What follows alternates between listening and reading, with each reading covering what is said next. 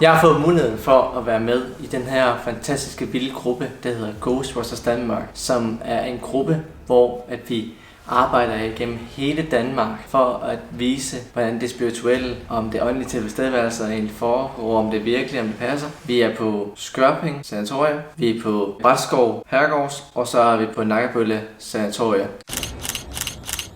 Vi har specielle gæster med fra Norge af, Nightfalls Expedition, og skal vi overraske dem, og de ved ingenting, hvor det egentlig overhovedet skal hen. Det er kun os i Danmark, der egentlig faktisk ved det. Det bliver virkelig, virkelig spændende. Men først og fremmest så er det vigtigt at fortælle, hvor vi starter henne, og det er faktisk på Skørping Sanatorium. Og der er vi faktisk i 3 dage. Så er vi landet i Skørping Sanatorium, og vi har fået pakket bilen rigtig godt og grundigt. Vi er helt oppe i Nordjylland, oppe i det nordlige. Her har Monika og Regina på holdet her. Hej. Vi er fra Ghostwatchers Danmark. Mit navn er Monika. Jeg er medlem af foreningen Ghostwatchers og en af stifterne bag, så jeg er uddannet clairvoyant og medium. Jamen, jeg hedder Regina, og jeg er 31 år gammel. Jeg er medlem og medstifter af Ghostwatchers Danmark. Jeg er derudover også uddannet clairvoyant, medie og healer. Det var lidt om holdet bag Ghostwatchers Danmark. Det vi skal til nu, det er faktisk, at nordmændene, som vi har en aftale med, at vi skal mødes med, de kommer faktisk her om en halv times tid, så vi skal faktisk hen og overraske dem. Vi er alle sammen super spændte på, hvordan de kommer til at reagere. Heppa! Velkommen til Danmark igen. Hallo, så. Hej. Hello. Hello again. Hello again. Oh well. How are you? You also have your camera with you. How was the trip? Not so long, actually. It's went very fast. Ready for the investigation again? I'm ready. I have no idea where we're going, but I'm ready. We know. Yeah, you know. You have to be surprised. Vi skal ind og have noget at spise nu. Nu er vi lige på den velkommen, og du skal også have en krammer. Efter vi fik spist aftensmad med nordmændene på McDonald's, så gik vi faktisk direkte bare videre til næste dag.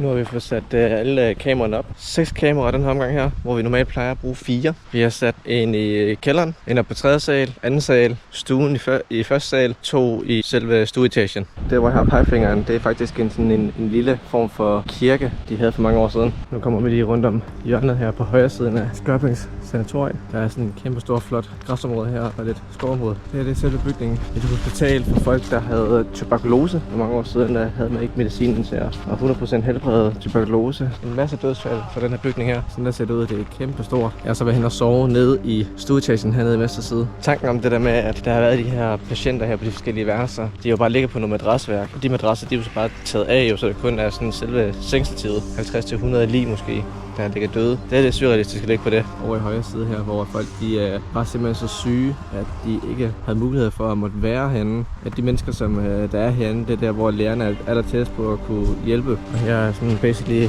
sådan en sten, hvor folk de sådan gik. Det er meget, meget rådent og ødelagt. Så derfor ved der må man helst ikke gå herud til. Så jeg skal faktisk gå her om bagved. Se herovre, det der sådan spræt op her. Der er et hul der, det er simpelthen så tyndt. Så man skal helst ikke gå for tæt på. Tænk engang lige nu, I gør. Der står jeg virkelig i et område, hvor der har ligget virkelig syge mennesker her. Hele vejen henad her. Har bare ventet på, at de skulle dø. Det er fuldstændig surrealistisk at tænke på. Det er det virkelig. Jeg tænker på, hvor fattigt må få at vide, at der ikke er mere, man kan gøre. At de bare ligger af, ikke kan mærke, når de ligger jo sådan og lider. Og nu kommer vi over til parkeringspladsen. Det er så på den anden side af bygningen. Lige der er der faktisk rent faktisk en elevator. Så det er både trapper og elevator. Og lige hernede foran os her, der er der en kælder. Meget ulækker klam kælder. Jeg tror sådan, at faktisk går ind under her, under jorden her. Fuldstændig vanvittigt at tænke på os. Så ja, det er sgu vildt nok. Lige her, mens jeg lægger mig inde på lystrummet, så slapper jeg lige lidt af. Og så lige pludselig, så sker der noget fuldstændig uventet. Jeg får rent faktisk en kommunikation igennem REM-pods med muligvis en ung kvinde. Hej. Har du lyst til at snakke lidt med mig? Jeg vil gerne have, at jeg går. Er det den samme igen? Du laver 2 grønne lamper, hvis det er et ja. Okay, så det er ikke den samme som sidst. Er du en mand? Okay, så hvis det er 4, så er det et nej. Er det rigtigt? Okay, super. Og 2 for ja. Okay. Er du over 50 år gammel? Okay. Er du meget ung? Okay, spændende. Nå. Er det også dig, der bevæger den her over? Eller... Var det et ja? Okay. Kan du gøre det igen?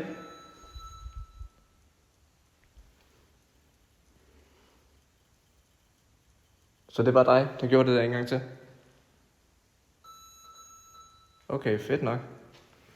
Nu når vi har fået sat alle de forskellige ting op, så det står klar til i aften, kunne jeg næsten ikke lige lade være med at gå en runde igennem hele sanatoriet for at se de forskellige gange, de forskellige rum, de forskellige køkkener, de har. Også ekstra trappen. Et loft, jeg heller ikke lige kunne lade være med lige at stikke hovedet op til. Godmorgen. Vi har lige stået op alle sammen, og vi lige spist noget morgenmad. Vi har sovet herinde i nat. Jeg har sovet lige der. Vi snakkede med dem, der ejer den her bygning her. De nævnte faktisk, at de her madrasser her, det er faktisk dem, som patienterne har brugt på det her sanatorium. Der er faktisk ret mange 100 mennesker, der har ligget død i de her madrasser her, vi ligger på. Så det er rimelig nastigt. Men jeg kan hilse sige, at man ligger sgu meget godt med de madrasser der. Det kan man sgu godt nok forestille jer, at der har været sådan virkelig mange mennesker, der har ligget her og sådan bare ventet på, at de skulle dø. Rimelig sindssygt, at man ligger på det. Og så også lige foran et spejl.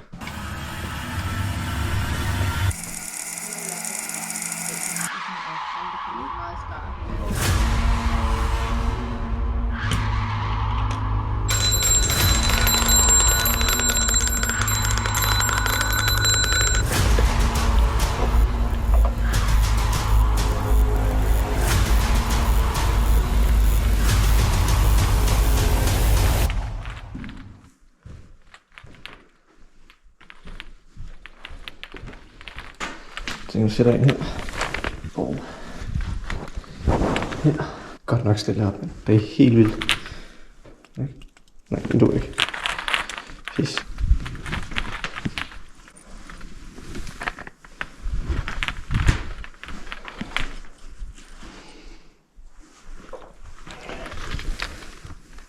Der.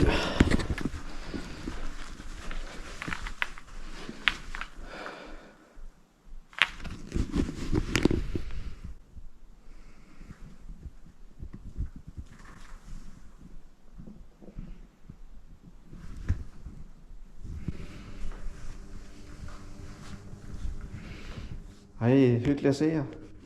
Kom gerne over og rør ved den igen, hvis det er. Den vil lige røre ved. Lige der. Jeg sætter den her. En sted der. Det prøver vi sgu med. Der har vi jo selveste Regina. Thank you. God tur. Tak. Så lige refresh noget der. Inden vi går i gang med den helt store efterforskning, så vælger vi alle sammen lige at stille os i en cirkel for at skabe den her energikraft her, hvor vi via holder hinanden i hænderne og skaber den her portal her for at give adgang til den åndelige verden, at de må komme på besøg og komme hen og komme i kontakt med os.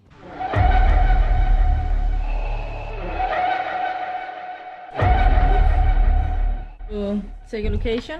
Okay. So, Ja, jeg fik lige sådan et moment, da jeg var væk. Hvor jeg fik... er du klar på at stå? Ja. anden sal. Mig og Jenny, vi skal på anden sal, og nu skal jeg lige mærke. Leos? Det kan bælle. Is that the small one? Leos. Outside. No. I go find the key. No. But who is your buddy here? Monica? Okay. You can take my dictaphone with me. Så... er det ikke allerede Rimpots derovre? Er det ikke, var der ikke en hernede? Og vi... I think it was, but Eller må vi tage med? Vi kan tage en kalkul med os, hvis der er. I think it was, but I don't know if it's still there. Yeah, isn't it? Ja, så er det en deroppe, men jeg ved ikke, om der er nogen af jer, der har flyttet den eller andet. No, I just... Okay, mig og Jenny, vi skal op på anden sal og lige have sådan en Gymrose tur. Så det bliver mega spændende. Jeg tager min diktafon med, og så tager jeg min lommelygte med, og jeg har mikrofon her, og Jenny har sit kamera med. Okay, you ready? Yeah. Perfect. Yeah. So we just have to wait. If you want to turn it off again, just push the button again. I can start it now. Okay. Värmig inte Mats. Okay. 12. Ah, I thought we were going. No, it's a balcony. It must be here.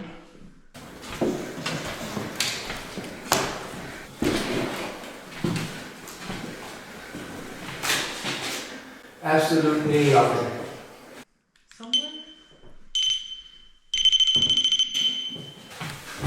Oh shit. It's funny because when Eirik and I was picking the note, I already knew you were going with me. You do? Yeah, I didn't know why, but I would just You can feel it. all the time. Mats is going on around with me. Okay. So yeah, So you can see the future. maybe. But have you been to this location before? Yes. You don't remember me from last time? You were here the last time? Yes. Oh, You forgot me. yeah. Hallo? I har fået fint besøg. Nu skal I endelig bare komme frem og kommunikere med os. Så må I meget gerne prøve at røre ved en af de her sorte REM-pods, vi har.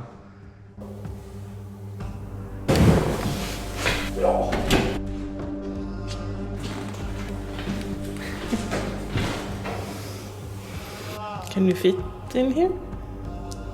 And I can close? It's tight. My butt cannot.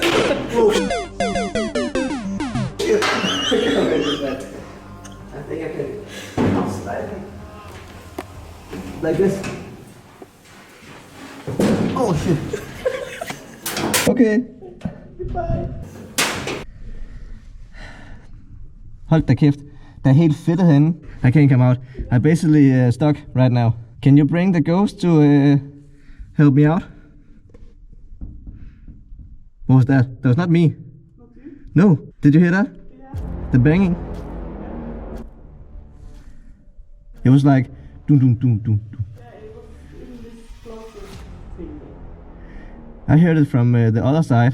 Is that some kind of ghost that want to communicate with us? Please let me know. I'm stuck in the box in the closet. Det er fandme godt, jeg ikke har klaustrofobi. Yeah. Det kan være, at jeg skulle komme ud igen nu, så. Yeah. Open the whole time. Seriously? Welcome to the real world. Now it's your turn. No, thank you. But it sounds someone banging with Yeah. some of these. Yeah, Yes. we were in here earlier today. You were? Yeah. Did you see something or? No. So.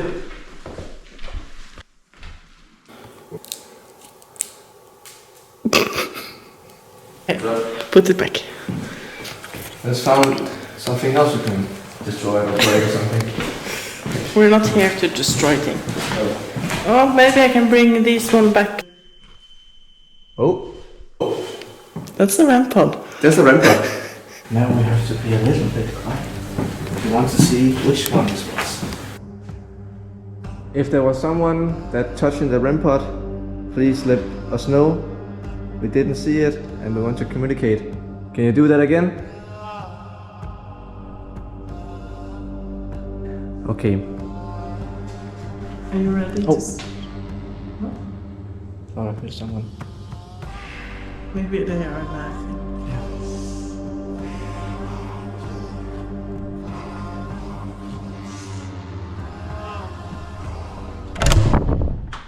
Someone here? No? Okay. But if someone's here and they're going to be in here, here or there. Yeah. Those are open. I think we would have heard.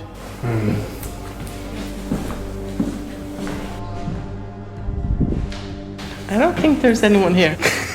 If the REM pod goes on for the past 7 minutes, 5 minutes, Yeah. was it someone that wanted to communicate with us, and was it the one on the table or the one? I think this one. Yeah, I think Because it this was so one too. loud. Yeah. Can you do that again? Please? We have been here for 19 minutes. Yeah. Let's see what the Sweet. sweet. I think you have to pay a lot of money to stay in here. Can we come in? Make yourself known. Give a bag to tell us if we are invited in the suite. I think. This is the big suite. Holy moly.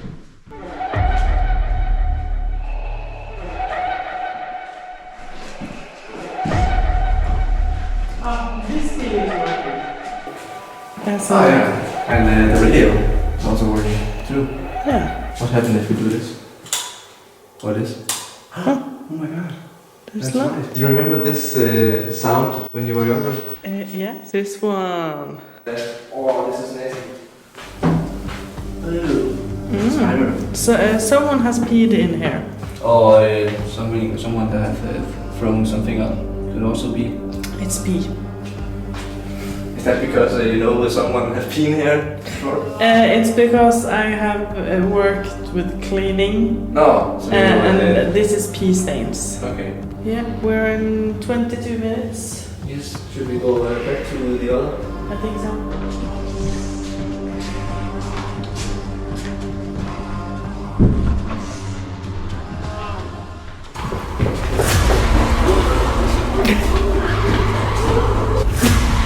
He wants to come with you.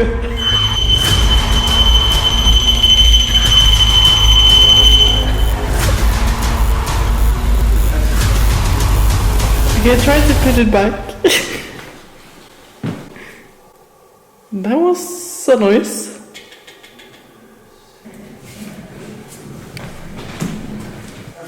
Right here. Yeah, it's coming back.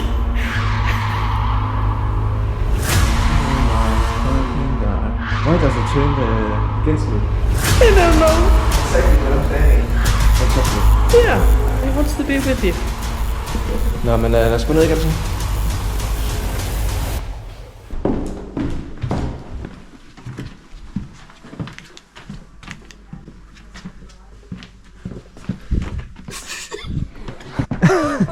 Vi var overbevist om, Jenny er væk. Nå, Jenny er væk. Yeah, we just saw you. The camera is on. Åpen. Ok, vi er på skørping. Men Klokka er 21.29, lørdag 11. oktober. Jeg skal ned in the basement. Jeg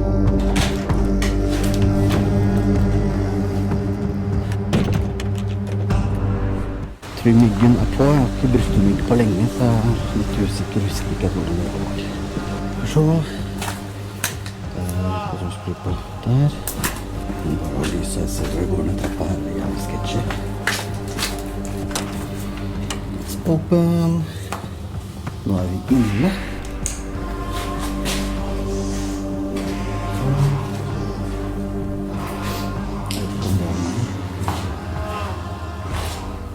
Jeg vet ikke hvordan den funker. Skal vi se her.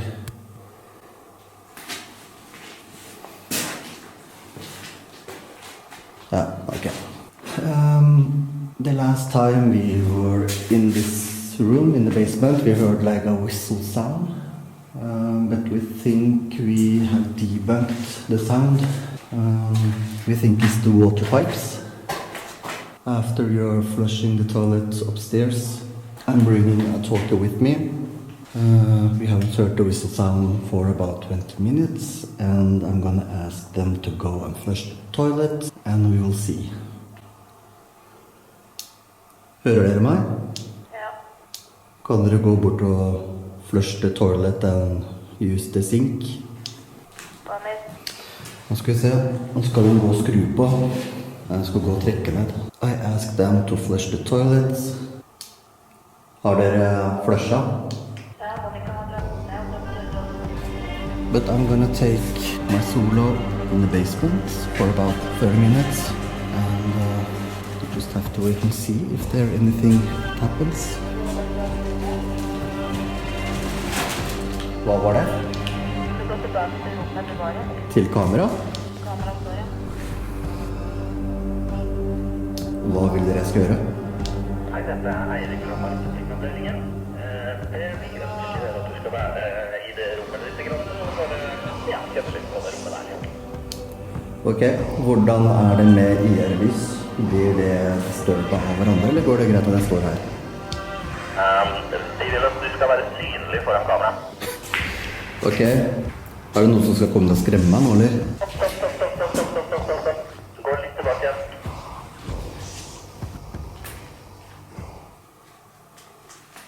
More back. Ok, there we go.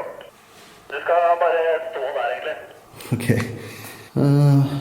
The people in HQ asked me to stay right here, so I don't know. Maybe they're coming down to scare me or trying to prank me, I don't know. We just have to wait and see.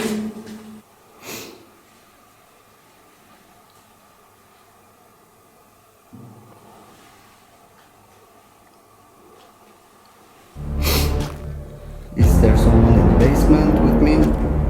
If there is someone in the basement, can you please come into the room? Jeg har fått besøk. I have been visited by the nun.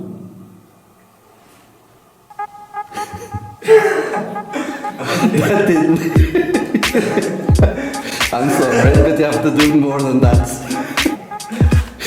I'm sorry, but it doesn't work. You have to do more than that. But you look, I think you're sexy though. I have to go in your mouth. And this can be a gag ball. I'm sorry. It didn't work. You can't. Mission failed. Yep. I knew, I kind of knew that you were up to something. That's why I was watching every room, because I knew someone was going to come down, but I didn't know which way or with what. Could you hear some footsteps? I only heard the plastic noise that you're hearing now. Oh, okay. So if I just have standing right there and doesn't go out, you couldn't maybe have get a shot. Probably, maybe. Have you been down here for a while? Yeah. Have you? Yeah. I thought you were in the room upstairs with the beds and everything. No. Monica, you said that he was talking to his girlfriend in his room. Liar. You don't have to do this on me, you have to do it like on Jenny, Mari or Eirik. Then you had some show to watch. It definitely worked. And then I'm standing here, and then you say something about, can you come right now to show yourself or something? Point the camera to the wall here, and then I could be fast, but the camera is exactly right here. Yes. See this? But you know what, Mats? Good try. Thank you. It'll be better next time. I hope so. This was actually fun. Yeah. Somewhere here, because we can see something. Yeah. Sometimes we need to put the things different areas and try something new. Okay. Maybe we can get some. Bygningen er jo som sagt fra 1906. Der åbnede de og havde de første mange tuberkulose kvindelige patienter inde i bygningen. En gang efter 2. verdenskrig kom der faktisk mulighed for, at mændene helt oppe i Grønland kunne få lov til at få hjælp, hvis de havde den her sygdom her, lungesygdommen. I 1971 forlod den sidste tuberkulose patient.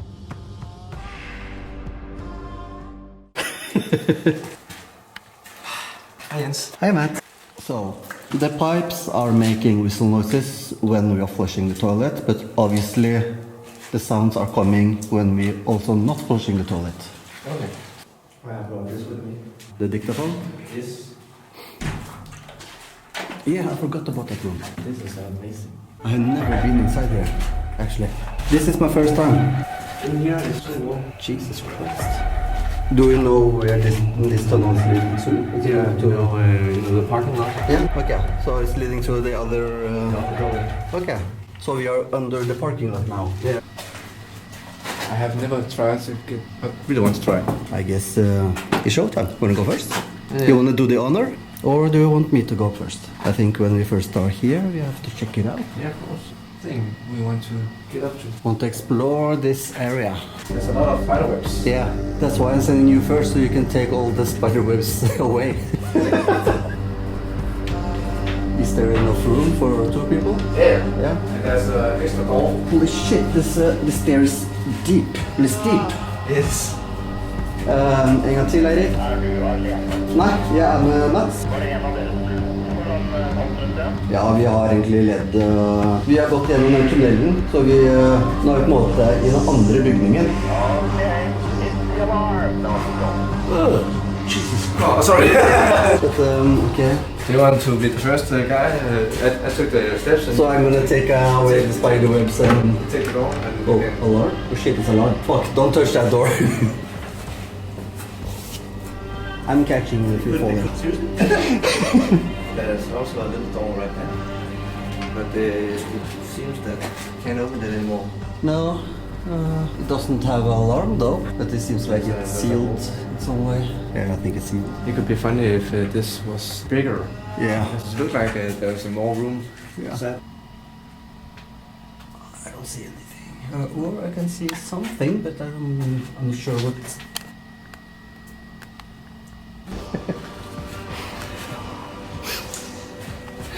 Oh, that's disgusting. Taste it.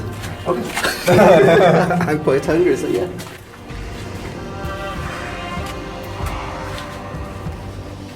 If there's anyone that want to communicate with us, please say something, do something, make a scream.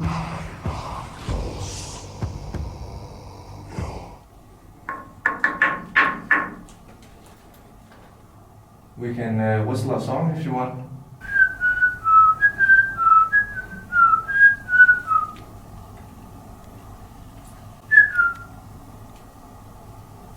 Sometimes it would be funny if they're hunting us and not us hunting them. Oh yes. Here is so cold and here is Yeah, so I noticed. There's a dead one here. Oh no! It looks like Slenderman because it's so Oh shit, that's skinny. skinny, yeah? Damn. I think also it's dead. Yeah, I think it's dried out. It is still so much machinery, like... Yeah.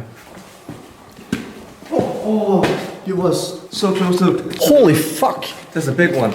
You were so close to step on it. Are you dead? No, you're not dead. You have your feet right here. Holy shit. I'm sorry, Froggy. Didn't mean to hurt you. Can you smile for the camera? No, it's shy. Is this the next thing we should step on? Yes. We are not seeing any ghosts, so we are hunting frogs. Okay. Okay. Here and you close the door.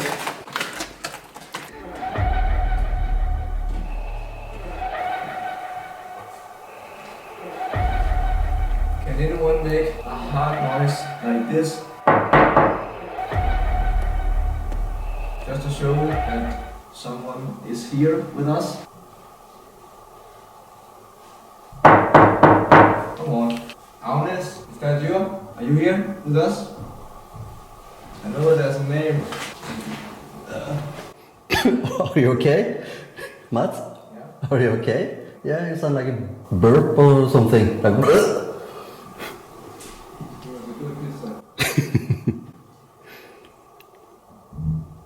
Here, Hmm.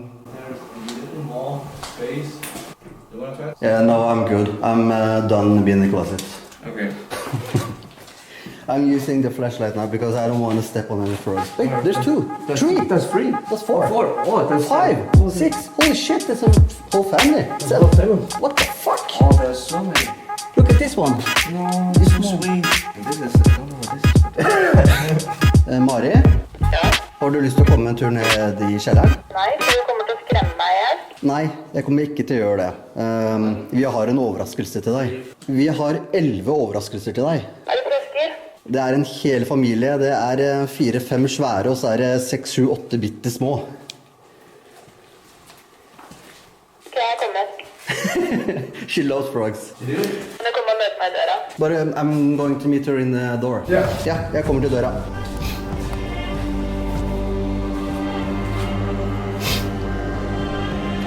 Beklager både mygg og kamera. Dette er sikkert ikke spennende, men noe action må vi ha. Vi har holdt på i 3 kvarter. Nei, det ble helt stille etter jeg løp ned. Ok, det kom bakfløytelyd igjen. Ok, jeg hørte ikke noe. Hvor i kjelleren er dere? Sorry, kamera? Nei, romlykta. Skal du få se. Ja, Erik sa det, men jeg hørte ikke noe. Jeg sto her. Og så ser jeg bortover. Bort hjørnet der og...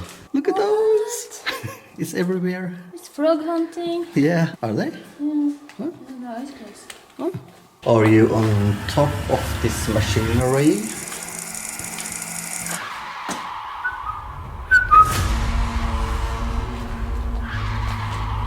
Wura. Matt. Huh? I think he's hiding. I can see your legs. Oh my god. Yeah, like I said, this has to be a lot more to scare me, sadly. But don't do it to me.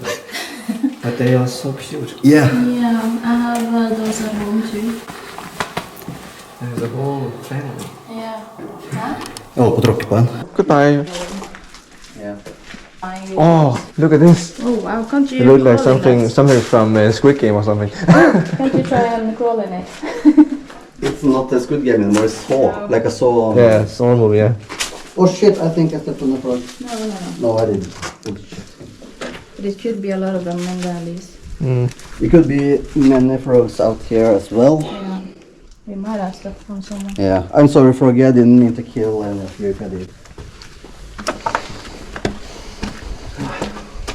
Det sidste eksperiment, vi godt kunne tænke os at prøve at lave, det var Ansys Method. Og der tog en af dem fra Norge af, Jens hedder han. Han valgte at gerne ville afprøve Ansys Method. Det vi så gjorde, der havde vi ned fra zonen af en walkie-talkie, og han har taget en walkie-talkie med sig op på 3. etage. Og så valgte han ved at stille spørgsmål via walkie-talkien, og så kunne han svare fra os, hvad den åndelige tilstedeværelse eller spøgelset, hvad det nu kunne være, der havde været omkring ham, svare tilbage til os. Det blev lige pludselig lidt senere hen ret intens, da vi spørger ret meget ind til, hvorfor det egentlig er, at de siger de ting, de siger. Blandt andet nævner de faktisk mit navn 3 gange, og jeg spørger, fordi jeg er jo interesseret i, hvorfor vil de gerne lige sige mit navn så mange gange, at jeg spørger så, er det fordi jeg er far, siden du siger mit navn? Og lige sekunder efter får vi svaret ja igennem fra Jens, vores kamera og walkie-talkien. Jeg vil så småt runde af for den her video her. Tusind tak for, at I har lyst til at se med på min rejse på Skørping Sanatoria. Håber I kunne lide den, og hvis I kunne det, så må I rigtig gerne like det, og ellers så må I gerne trykke på subscribe-logoet, hvor jeg er ude at rejse på de forskellige lokationer. Subscribe mig, hvis I kunne være interesseret i at se flere videoer af mig i hjemsøgte steder. Og ellers så håber jeg bare, at jeg har haft en fantastisk dag, og så ses vi snart igen på YouTube. Håber I vil følge med i den næste episode 2, hvor vi faktisk besøger Brætskovs herregård. Hvis I kunne rigtig godt kunne lide den her video her, må I meget gerne like den. Skriv nogle kommentarer omkring, hvad I synes om den, hvad jeg kunne have gjort godt, og hvad jeg kunne have gjort bedre. Og ellers så håber jeg virkelig, at I vil kunne lide den næste video, der kommer ud. Og tusind tak, fordi I har set den her video.